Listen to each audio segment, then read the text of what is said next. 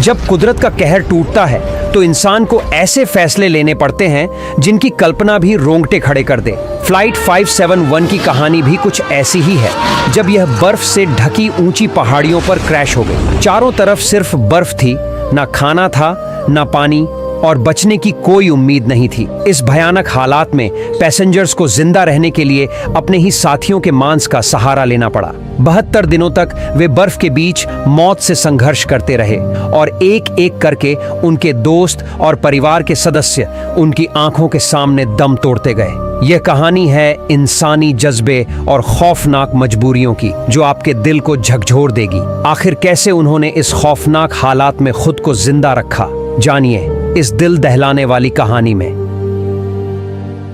यह यूरुग्वायन air force flight 571 की कहानी है। 12 अक्टूबर 1972 को एक छोटा चार्टर्ड प्लेन उरुग्वे से उड़ान भरते हुए चिली की राजधानी सैंटियागो की ओर जा रहा था। इस विमान में 45 लोग सवार थे, जिनमें उरुग्वे के एक लोकप्रिय क्रिश्चियन क्लब के 19 रग्बी खिलाड़ी और उनके परिवार व दोस्त शामिल थे। हर साल अक्टूबर में यह यात्रा केवल एक उड़ान से ज्यादा होती थी। यह एक छुट्टी जैसा महसूस होता था। हर साल टीम सैंटियागो जाती थी ताकि चिली की नेशनल रग्बी टीम के साथ एक फ्रेंडली मैच खेल सके, जो इस यात्रा को प्रतिस्पर्धा और छुट्टी दोनों का एक मिला जुला अनुभव बनाता था। यह विमान कोई साधारण यात्री विमान नहीं था। यह एक फेयरचाइल्ड FH-227D था, जो उरुग्वे एयरफोर्स का सैन्य विमान था, जिसे अक्सर नागरिकों को किराए पर दिया जाता था क्योंकि सेना का बजट सीमित था। उड़ान का नियंत्रण एक अनुभवी पायलट कैप्टन फेराडास के हाथों में था, जो पहले कई बार एंडीज पर्वतों पर उड़ान भर चुके थे और उनके पास 5000 से अधिक उड़ान घंटों का अनुभव था। उनके साथ को-पायलट लागुरारा थे, जो एक ट्रेनी पायलट थे जो इस चुनौतीपूर्ण एंडीज मार्ग को सीख रहे थे। उनके रास्ते में एक खतरनाक क्षेत्र प्लंचॉन पास पड़ता था, जो अपने अचानक और खतरनाक मौसम के बदलावों के लिए जाना जाता था। शुरुआत में उड़ान एकदम सामान्य थी और सभी यात्री काफी रिलैक्स महसूस कर रहे थे, लेकिन जैसे ही विमान एंडीज के करीब पहुंचा, मौसम खराब होने लगा, जिसके कारण उन्हें अर्जेंटीना के मेंडोसा शहर में रात के लिए रुकना पड़ा। यात्रियों ने इसे एक मजेदार अनुभव माना और कई लोगों ने देरी के दौरान वाइन भी खरीदी। अगले दिन 13 अक्टूबर को आसमान साफ था और विमान ने फिर से दोपहर के करीब 2:18 पर उड़ान भरी। सभी यात्री चिली पहुंचने के लिए उत्साहित थे। शुरुआती घंटों में सब कुछ सामान्य था और माहौल खुशनुमा था, लेकिन वे सीधे एंडीज की ओर बढ़ रहे थे, जो दुनिया की सबसे खतरनाक पर्वतमालाओं में से एक मानी जाती है। उन्हें यह नहीं पता था कि उनकी यात्रा अब एक भयानक और अप्रत्याशित मोड़ लेने वाली थी।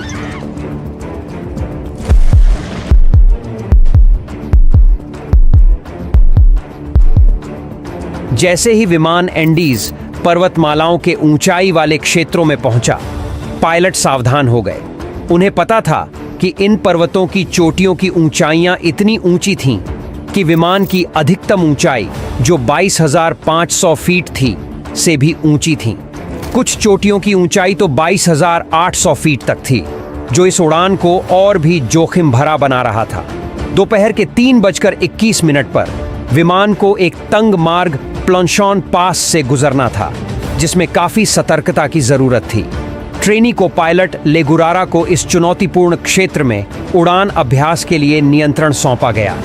उन्होंने सोचा कि वे सैंटियागो के करीब पहुंच गए हैं और दोपहर 3:24 पर सैंटियागो के एयर ट्रैफिक कंट्रोल से संपर्क किया। लेगुरारा ने बताया कि वे क्यूरिको के पास हैं और अनुमान लगाया कि वे सैंटियागो 8 मिनट में पहुंच सकते हैं। इसके बाद उन्होंने विमान को 10,000 फीट तक नीचे लाने की अनुमति मांगी, लेकिन यहां पर को-पायलट ने एक गंभीर गलती कर दी। विमान अभी भी पहाड़ों में था और क्यूरिको से काफी दूर था। जैसे ही उन्होंने नीचे उतरना शुरू किया, विमान घने बादलों और तेज हवाओं में फंस गया, जिससे दृश्यता बहुत कम हो गई और विमान बुरी तरह हिलने लगा। यात्री, जिनमें रग्बी खिलाड़ी भी थे, इस झटके को मजाक में ले रहे थे और हंसी मजाक करके तनाव कम करने की कोशिश कर रहे थे। कुछ लोग खिड़कियों से बाहर झांकने लगे, लेकिन उन्हें केवल बादल ही दिखाई दे रहे थे। अचानक कॉकपिट में अलार्म बजने लगे। पायलटों ने भय के साथ महसूस किया कि वे एक पहाड़ के बहुत करीब थे जो बादलों में छुपा हुआ था। उन्होंने विमान को ऊपर उठाने की पूरी कोशिश की, लेकिन अब बहुत देर हो चुकी थी।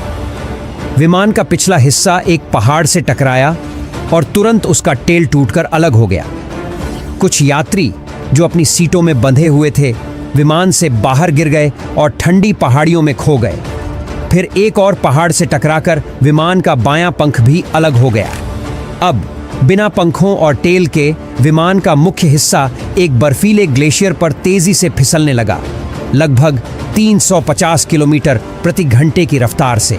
कई बार टकराते हुए अंत में यह एक ढलान पर आकर रुका, जिसके बाद विमान के कुछ हिस्से चारों ओर बिखर गए।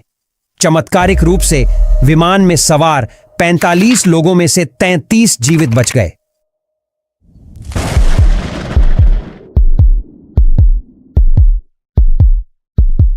जैसे ही बचे लोग मलबे से बाहर निकले, वे ठंडी हवाओं और कड़ाके की ठंड से घिर गए।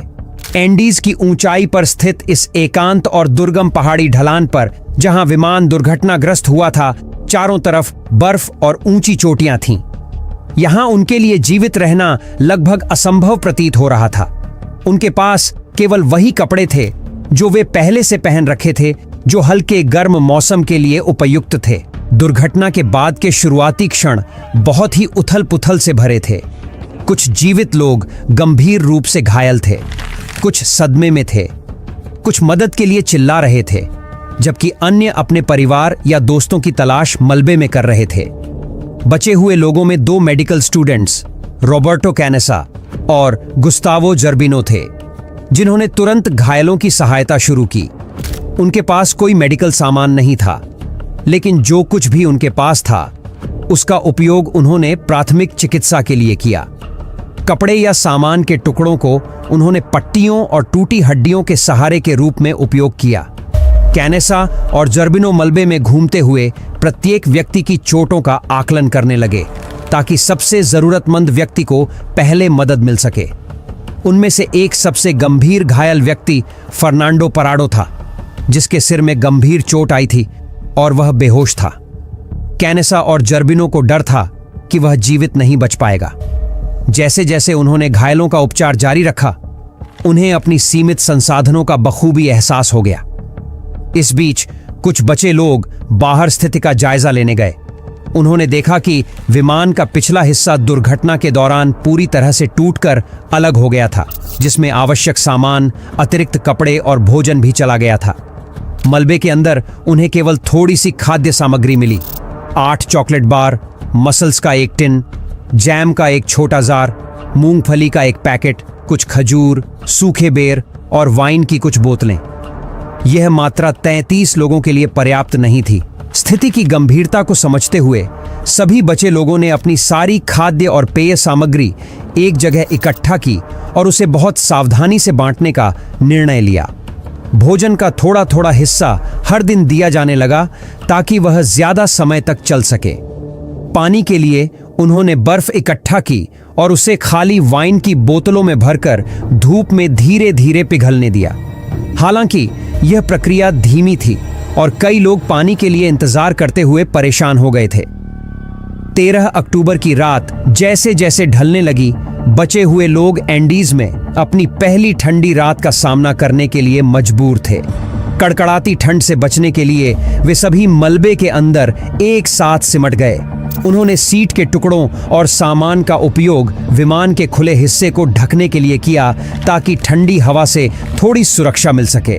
फिर भी तापमान लगातार गिरता रहा और उनके लिए सोना असंभव हो गया। जैसे जैसे रात गुजरती गई, वे इस आशा से चिपके रहे कि सुबह होते ही बचाव दल आएगा। उन्हें लगा कि दुर्घटना की खबर चिली और उरुग्वे तक पहुंच गई होगी और जल्द ही एक खोजी दल भेजा जाएगा। दुर्घटनाग्रस्त विमान एक खड़ी पहाड़ी पर बर्फ में ढका हुआ था, जिससे इसे ऊपर से देख पाना कठिन था। उनमें से हर किसी को उम्मीद थी कि सुबह होते ही बचाव दल आ जाएगा, लेकिन 14 अक्टूबर की सुबह जब हुई तो उनकी उम्मीदें टूट गईं। कोई मदद नहीं आई। उन्हें इस सत्य का सामना करना पड़ा कि वे पूरी तरह अकेले थे।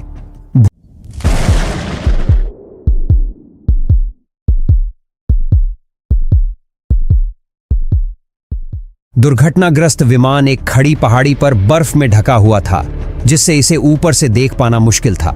साथ ही सूरज की तेज चमक बर्फ पर टकराकर उनकी आंखों में जलन और धुंधलापन पैदा कर रही थी। इस स्थिति को स्नो ब्लाइंडनेस कहा जाता है।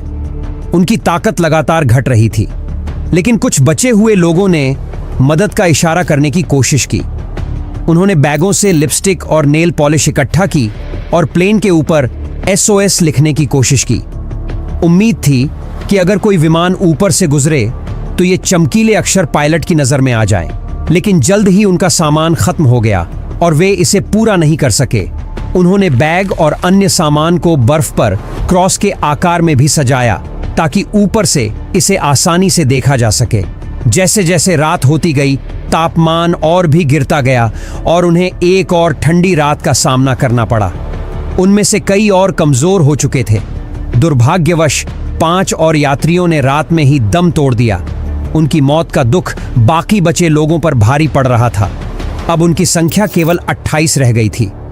अक्टूबर 15 की सुबह बचे हुए लोगों ने भारी दिल के साथ फैसला लिया कि उन्हें अब जीवित रहने के लिए कुछ और करना होगा, क्योंकि अभी तक कोई भी रेस्क्यू टीम नहीं पहुंची थी। उन्हें अब महसूस हो गया था कि वे शायद लंबे समय तक फंसे रहेंगे। अगले कुछ दिनों तक उन्होंने छोटे छोटे हिस्सों में खाना शुरू किया। कभी एक छोटा सा चॉकलेट का टुकड़ा खा लेते तो कभी वाइन की एक घूंट पी लेते। यह उन्हें थोड़ा सहारा जरूर देता था, लेकिन भूख की तड़प हमेशा बनी रहती थी। 16 अक्टूबर को, यानी दुर्घटना के 3 दिन बाद, फर्नांडो पराडो कोमा से जाग जाते हैं। उनके सिर में गंभीर चोटें थीं और किसी को उम्मीद नहीं थी कि वह बच पाएंगे। जब वह होश में आते हैं तो उन्हें पता चलता है कि उनकी मां इस हादसे में मारी गई हैं और उनकी बहन गंभीर रूप से घायल है। ये खबर सुनकर वह टूट जाते हैं, लेकिन अपनी बहन को बचाने की उम्मीद में अपना खाना और पानी उसे दे देते हैं। दुर्भाग्यवश 8 दिन बाद उनकी बहन की हालत और बिगड़ जाती है और वह भी दम तोड़ देती है।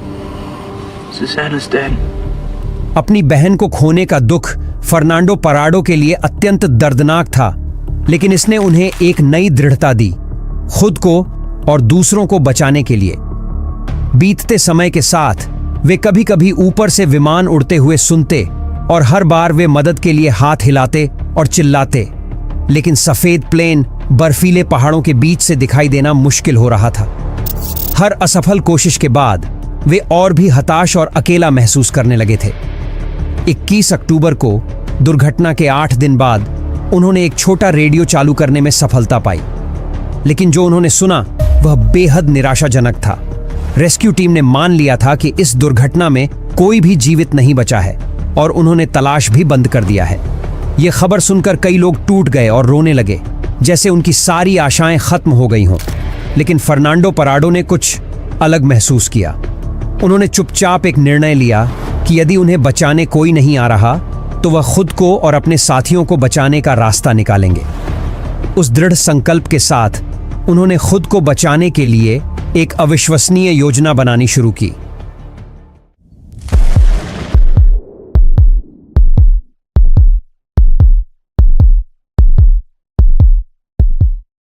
जब उन्होंने सुना कि बचाव टीमों ने उम्मीद छोड़ दी है तो वे दुखी हुए, लेकिन उन्हें अब समझ आ गया था कि वे अब ऐसे ही बैठकर मृत्यु का इंतजार नहीं कर सकते। 11वें दिन तक भूख असहनीय हो गई थी और वे लगातार कमजोर होते जा रहे थे। कुछ लोग इतने दुबले हो गए थे कि उन्हें पहचानना मुश्किल हो गया था। उनके पास खाने के लिए कुछ भी नहीं बचा था, न तो कोई जानवर, न कोई पौधा और न कीड़े। उनकी खाने की सारी चीजें खत्म हो चुकी थीं और यहां तक कि सीटों के चमड़े को चबाने से भी उन्हें उल्टी होने लगी थी। इस स्थिति में एक मेडिकल छात्र रॉबर्टो कैनेसा ने एक चौंकाने वाला सुझाव दिया कि जीवित रहने के लिए उन्हें उन लोगों के शवों को खाना होगा जो इस दुर्घटना में पहले ही मारे जा चुके थे। यह एक भयावह विचार था, लेकिन कैनेसा ने समझाया कि शायद यही उनका जीवित रहने का एकमात्र रास्ता हो सकता है। घंटों तक उन्होंने इस फैसले पर बहस की और इसके दर्द का सामना किया। ये वही लोग थे जिनके साथ वे हंसे, खुशियां बांटी और कुछ दिन पहले तक साथ में वक्त गुजारा था। यह विचार दिल तोड़ देने वाला था, लेकिन उन्हें अपनी स्थिति की कड़वी सच्चाई का सामना करना पड़ा। अंततः उन्होंने इस पर सहमति बनाई कि अगर उनमें से कोई भी जीवित नहीं रहता है तो उनके शरीर को दूसरों के जीवन बचाने के लिए इस्तेमाल किया जाएगा। कनेसा ने सबसे पहले कोशिश की। उन्होंने एक छोटा सा टुकड़ा खाया, यह जानते हुए कि यही उनके जीवित रहने का एकमात्र तरीका है। धीरे धीरे बाकी ने भी उसका अनुसरण किया, भले ही उनके लिए यह भावनात्मक रूप से बहुत पीड़ादायक था। एक रात जब वे ठंड से बचने के लिए विमान के अवशेषों में इकट्ठे हुए थे, तभी उन्हें एक गहरी गड़गड़ाहट की आवाज सुनाई दी। अचानक बर्फ का एक विशाल हिमस्खलन विमान के मलबे पर आ गिरा, जिससे वे बर्फ के नीचे दब गए। अंधेरे में फंसे और चारों ओर बर्फ से घिरे, वे सांस लेने के लिए संघर्ष कर रहे थे और डर से कांप रहे थे। 2 लंबे दिनों तक उन्होंने बर्फ में खुदाई की, बाहर निकलने के लिए अपनी पूरी ताकत झोंक दी। यह थकाऊ था, न तो हवा थी और न ही रोशनी, लेकिन उन्होंने हार नहीं मानी। अंततः वे एक छोटा सा सुरंग बनाकर बाहर निकलने में सफल हुए। दुख की बात है कि हिमस्खलन ने उनके 8 और साथियों की जान ले ली। अब केवल 19 लोग बचे थे। हालांकि फर्नांडो पराडो ने हार नहीं मानी। हर दिन पराडो पहाड़ों का अध्ययन करते हुए बचने का रास्ता ढूंढने के बारे में सोचते रहे। उन्हें एहसास हुआ कि वहां रुके रहने का मतलब और भी जानों का नुकसान होगा। अंदर ही अंदर उन्होंने एक मजबूत संकल्प महसूस किया कि अगर उनके पास कोई भी मौका बचने का है तो वह उसे हासिल करने के लिए सब कुछ जोखिम में डालने के लिए तैयार है। उनके इस संकल्प ने दूसरों को प्रेरित किया और उनके साहस ने उन्हें एक उम्मीद दी। वे नहीं जानते थे कि वे बच पाएंगे या नहीं, लेकिन उन्होंने एकजुट होकर अंतिम समय तक लड़ने का निश्चय कर लिया।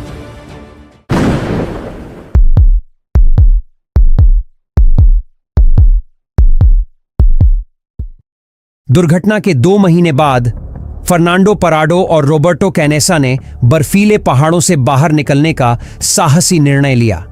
हर दिन पराडो ने ऊंचे पहाड़ों को देखा, इस उम्मीद में कि अगर वे सबसे ऊंची चोटी पर चढ़ सकें तो शायद उन्हें कोई घाटी या सड़क दिखेगी जो उन्हें लोगों तक वापस ले जा सके। उनके पास पर्वतारोहण का कोई अनुभव नहीं था, बहुत ही कम संसाधन थे और ठंडी हवा उनके मिशन को बेहद जोखिम भरा बना रही थी। बाकी बचे लोगों ने इस खतरनाक यात्रा की तैयारी में पराडो और कनेसा की मदद की। उन्होंने विमान के मलबे से सामग्री का उपयोग करके उपकरण बनाए। 18 वर्षीय कार्लोस ने अपने सिलाई किट से एक साधारण स्लीपिंग बैग बनाया, जिसमें सीटों से निकाला गया सामग्री भरा गया ताकि रात में उन्हें गर्म रख सके। ठंड से बचने के लिए पराडो और कैनेसा ने जितने भी कपड़े मिल सके पहन लिए। 12 दिसंबर 1972 को दुर्घटना के ठीक 2 महीने बाद पराडो और कनेसा ने पश्चिम की ओर अपनी यात्रा शुरू की। उनके साथ एंटोनियो विजिंटन भी थे, जो सामान ले जाने में मदद करने आए थे। बाकी बचे लोगों ने उन्हें बर्फीली पहाड़ियों पर चढ़ते देखा, इस अनिश्चितता के साथ कि वे अपने दोस्तों को फिर से देख पाएंगे या नहीं। उनके लिए पहला दिन बेहद कठिन था।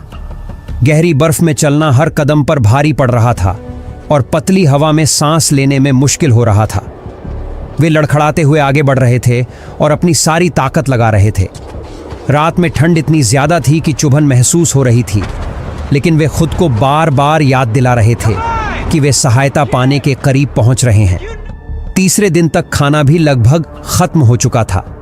तब उन्होंने यह फैसला किया कि विजिंटन को वापस दुर्घटना स्थल पर लौट जाना चाहिए ताकि दोनों लोगों के लिए खाना बचाई जा सके। पराडो और कनेसा ने आगे चढ़ाई जारी रखने का निश्चय किया। उनके मन में एक दृढ़ संकल्प था कि उन्हें पहाड़ की चोटी तक पहुंचना ही है। 20 दिसंबर को 1 हफ्ते से भी अधिक समय तक चढ़ाई करने के बाद वे आखिरकार एक ऊंची चोटी पर पहुंचे।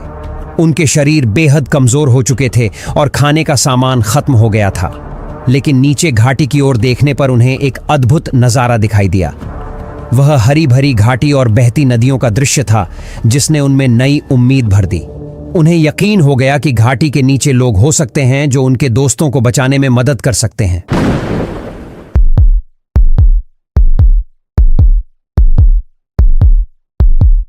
इस नजारे ने उन्हें नई ताकत दी और पराडो और कैनेसा ने घाटी में नीचे उतरने की तैयारी शुरू कर दी। हर कदम उनके लिए दर्द से भरा था। भूख और थकान ने उन्हें कमजोर कर दिया था और उनके शरीर में ताकत खत्म हो चुकी थी। कई दिनों से उन्हें कुछ खाने को नहीं मिला था, लेकिन अपने दोस्तों को बचाने का विचार उन्हें आगे बढ़ने की ताकत दे रहा था। 20 दिसंबर की शाम तक वे घाटी में नीचे उतर गए। अचानक उन्होंने एक मैदान में गायों का झुंड देखा। यह दृश्य उनके लिए उम्मीद की नई किरण लेकर आया, क्योंकि यह संकेत था कि वहां इंसान जरूर होंगे। 21 दिसंबर की सुबह जब वे नदी के किनारे चल रहे थे तो उन्होंने देखा कि एक आदमी घोड़े पर सवार होकर दूसरी ओर से आ रहा है। वे उत्साह में चिल्लाने लगे और हाथ हिलाकर उसका ध्यान आकर्षित करने की कोशिश की। वह आदमी, जो एक चरवाहा था जिसका नाम सर्जियो कैटालन था, उन्हें देख तो पाया, लेकिन नदी के तेज शोर के कारण उनकी आवाज नहीं सुन सका। उसने इशारे से समझाया कि वह अगले दिन लौटेगा। अगले दिन सुबह सर्जियो कैटालन अपना वादा निभाते हुए लौटा। उसने अपने साथ एक पेन और कागज लाया और कागज को एक पत्थर से बांधकर नदी के उस पार फेंक दिया। पराडो और कनेसा ने जल्दी से उस पर एक संदेश लिखा, जिसमें अपनी स्थिति बताते हुए लिखा, मैं उस विमान से आया हूं जो पहाड़ों में दुर्घटनाग्रस्त हुआ था। हमारे साथ 14 लोग और जीवित हैं। हमें तत्काल मदद चाहिए। उन्होंने वह पत्थर वापस चरवाहे की ओर फेंक दिया, जिसने संदेश को पढ़ा और तुरंत स्थिति की गंभीरता को समझा। वह मदद का आश्वासन देकर नजदीकी कस्बे की ओर भागा ताकि अधिकारियों को सूचित कर सके।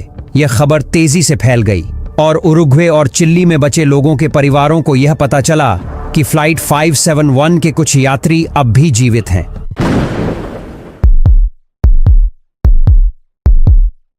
यह जानकारी सभी के लिए किसी चमत्कार से कम नहीं थी। 22 दिसंबर की सुबह 2 हेलीकॉप्टर बचाव दल और चिकित्सा सामग्री लेकर उड़ान भरने के लिए तैयार थे। पराडो ने जोर देकर कहा कि वह बचाव दल के साथ दुर्घटना स्थल पर जाएगा ताकि वह उन्हें वहां का रास्ता दिखा सके। जब हेलीकॉप्टर मलबे के पास पहुंचा तो बचे हुए लोगों ने ऊपर देखा और उन्हें विश्वास नहीं हुआ कि आखिरकार मदद आ गई है। हेलीकॉप्टर की आवाज उनके लिए चमत्कार जैसी थी। बचे हुए लोग खुशी से झूम उठे। वे एक दूसरे से गले मिलने लगे और यह समझने की कोशिश करने लगे कि उनका संघर्ष अब समाप्त होने वाला है। कुल मिलाकर 45 यात्रियों में से केवल 16 लोग 72 दिनों तक संघर्ष के बाद जीवित बच सके थे। जब हेलीकॉप्टर बर्फीले एंडीज पर्वत के ऊपर से उड़ान भर रहे थे तो सभी जीवित लोग खिड़की से बाहर देख रहे थे। उनके मन में संघर्ष की यादें थीं, लेकिन साथ ही वे जीवन के लिए आभारी भी महसूस कर रहे थे। सैंटियागो पहुंचने पर उन्हें अस्पताल ले जाया गया। डॉक्टरों और नर्सों ने तुरंत उनकी देखभाल शुरू की। वे कुपोषण, ठंड के कारण हुए जख्म, ऊंचाई की बीमारियों और भूख से कमजोर हो चुके थे। प्रत्येक व्यक्ति का वजन काफी कम हो गया था और उनके शरीर उनकी कठिनाई की कहानी बयान कर रहे थे। जैसे जैसे यह खबर दुनिया भर में फैली, लोग फ्लाइट 571 की कहानी सुनकर हैरान रह गए। ये एक अद्भुत सहनशीलता और कठिन फैसलों की कहानी थी। हालांकि कई लोगों ने उनकी बहादुरी की सराहना की, लेकिन उनके जीवित रहने के कठोर तरीकों पर भी चर्चा हुई। खास तौर पर अपने मृत साथियों के शरीर का उपयोग खाने के लिए करने का निर्णय, जो उनके जीवित रहने के लिए जरूरी था। बचे हुए लोगों ने इसे ईमानदारी से स्वीकार किया और बताया कि यह उनके न रहने वाले साथियों का बलिदान था जिसने उन्हें जीवित रखा। फ्लाइट 571 की कहानी मिराकल ऑफ द एंडीज के नाम से जानी गई। हर जीवित व्यक्ति के दिल में इस हादसे ने गहरी छाप छोड़ी। आने वाले वर्षों में वे अपनी सामान्य जिंदगी में वापस लौट गए, लेकिन इस हादसे की यादें और उस संघर्ष की सच्चाई हमेशा उनके साथ रही। कुछ ने अपनी कहानी दुनिया के सामने रखी, जबकि अन्य ने अपनी यादों को निजी रखा। उनके लिए हर नया दिन एक उपहार जैसा था, जिसे वे दिल से संजोते रहे। फर्नांडो पराडो और रॉबर्टो कनेसा, जिन्होंने मदद पाने के लिए असंभव लगने वाले कदम उठाए, साहस और अडिग संकल्प के प्रतीक बन गए। उन्होंने अपने अनुभव साझा किए ताकि उन लोगों को सम्मान दिया जा सके जिन्होंने अपनी जान गंवाई। फ्लाइट 571 की यह कहानी सिर्फ एक त्रासदी नहीं थी, यह दोस्ती की ताकत और मानव इच्छा शक्ति की ऐसी मिसाल थी जो हर बाधा को पार कर सकती है। यह एक यादगार गाथा है जो बताती है कि कठिन से कठिन समय में भी इंसान जिंदा रहने के लिए हर मुमकिन कोशिश कर सकता है।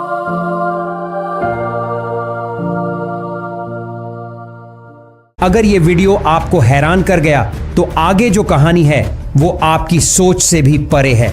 देखिए अगले वीडियो में एक विमान हादसा जिसका सच आज भी छुपा है। सच्चाई जानने के लिए यहां क्लिक करें और मैं आपको 1 सेकंड बाद वहीं मिलूंगा। धन्यवाद।